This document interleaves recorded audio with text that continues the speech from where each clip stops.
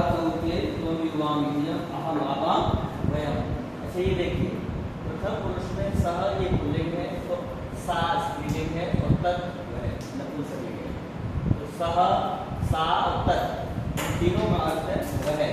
अच्छा इनमें से प्रयोग होगा तो एक ही होगा, या तो ये पुल्लिंग वाला होगा, किसकी जगह होगा, किसी सर्वनाम शब्द।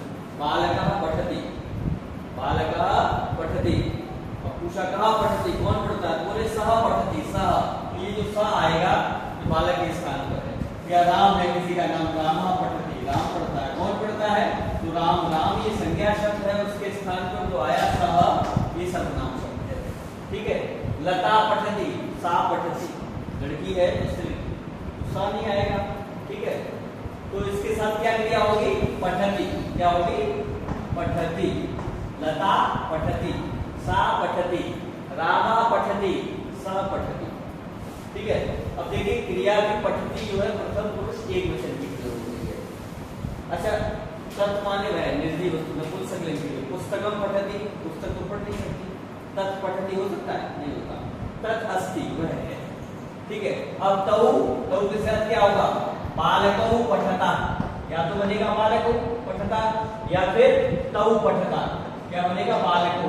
बालक शब्द में या राम शब्द में रामौ पठता, दो राम पढ़ते हैं, रामौ पढ़ता, दो बालक पढ़ते हैं, बालकौ पठता। और बालकौ दो बालक के स्थान पर जो सर्वनाम शब्द आया वो आया तौ, तौ पठता, वे दोनों पढ़ते हैं। अब ते पठता, वे दोनों पढ़ती हैं, लड़कियां जो है ते पठता, वे दोनों पढ़ती हैं। लता रेखा क्या पठता, कन्या कन्ये पठता, लते पठता, दो लताएं पढ़ रही हैं और लते की जगह पर ते आ गया। ठीक है। नपुंसकलिंग का तत् होता नहीं है, निर्जीव वस्तु इसका प्रयोग पढ़ने में होगा नहीं। ठीक है। आगे आ गया ते पठन्ति, ते पठन्ति, वे सब पढ़ते हैं। ते पठन्ति का क्या है, वे सब पढ़ते हैं। रामा कृष्णा लक्ष्मणा च पठन्ति, राम या रामाः, बहुत सारे नाम पठन्ति। उन रामा की जगह या बालकः पठन्ति, बहुत सारे बालक, बालकाः। बालका संज्ञा शब्द है, बहुवचन, बहुत सारे बालक। इन बालकों के स्थान पर आ गया ते, तो ते सर्वनाम शब्द है। अब ये ध्यान रखना है, या तो ये बालका ही रहेगा या ते रहेगा, एक ही तो रहेगा, या तो संज्ञा शब्द प्रयोग होगा या सर्वनाम शब्द होगा। तो ते पठन्ति, ऐसे ही बालका की जगह बालिका भी हो सकता है, बहुत सारी बालिकाएं पढ़ती हैं। बालिकाः पठन्ति, बालिकाएं पढ़ती हैं, बहुत सारी बालिकाएं, लड़कियां पढ़ती हैं। और बालिकाएं न होकर के ताहा पठन्ति, वे सब पढ़ती हैं, वे सब कौन, लड़कियां। ठीक है। तो ताहा जो है स्त्रीलिंग के बहुवचन में आता है प्रथम पुरुष।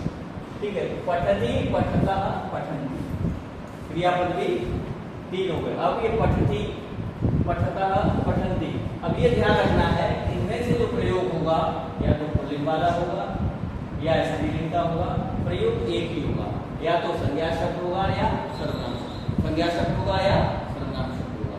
बालका पठति, बालक पढ़ता है तो या सर्वनाम नहीं है। सा पठति, वह पढ़ता है। सा कहा वह कौन है, बोले सह रामा, या सा बालक होगा, बालक है। तो प्रथम पुरुष में जो है पुल्लिंग, स्त्रीलिंग और नपुंसकलिंग तीनों में सर्वनाम शब्द होते हैं, लेकिन इनको बिना 1 2 3 जाएगा, क्योंकि एक ही प्रयोग होता है। ठीक है। अब आते हैं मध्यम पुरुष। मध्यम पुरुष में वो होता है जिससे हम बात करते हैं। प्रथम पुरुष क्या होता है, जिसके विषय में बात की जाती है, कोई दूर रहे। सह पठति, वह कौन, तो जिसके बारे में बात की जाती है वो प्रथम पुरुष होता है। जिससे बात की जाती है, जैसे अभी आपसे बात कर रहे हैं तो आप मध्यम पुरुष।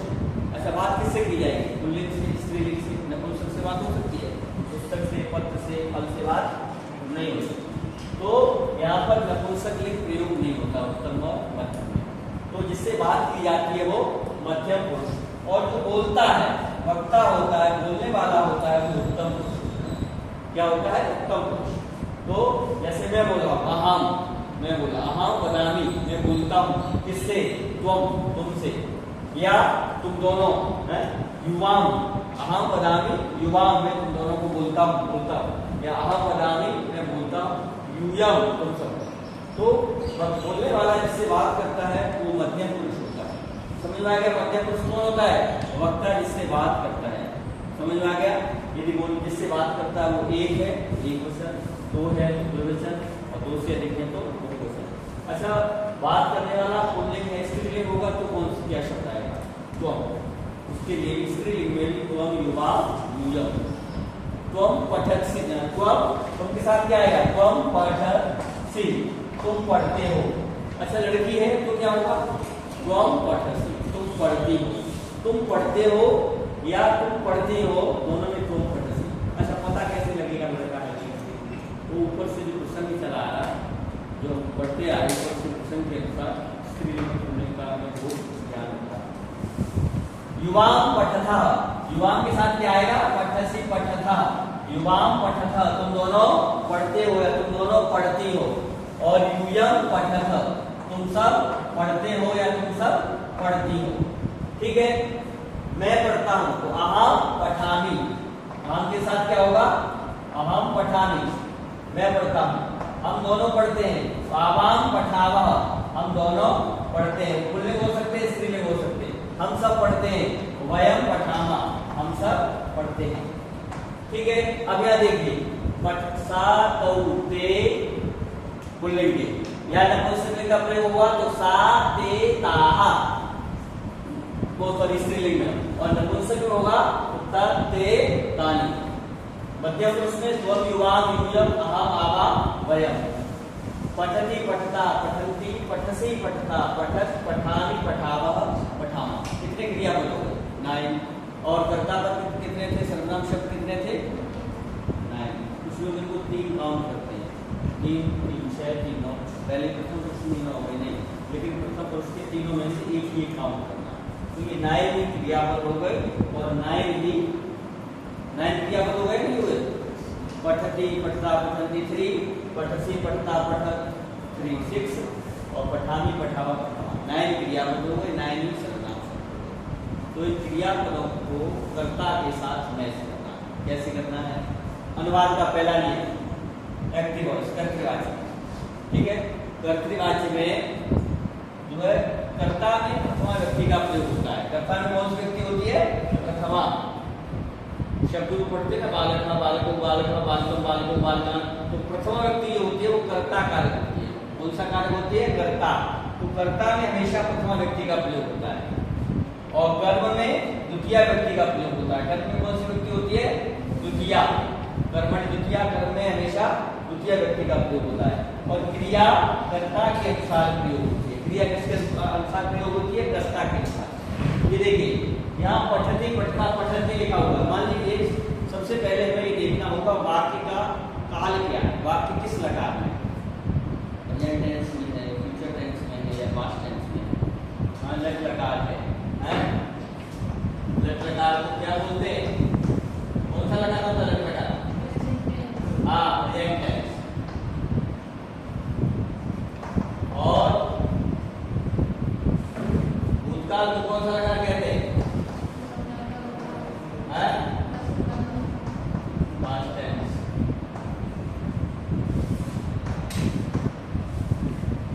और लिट लकार, लिट कौन सा होता है? हाँ, फ्यूचर टेंस।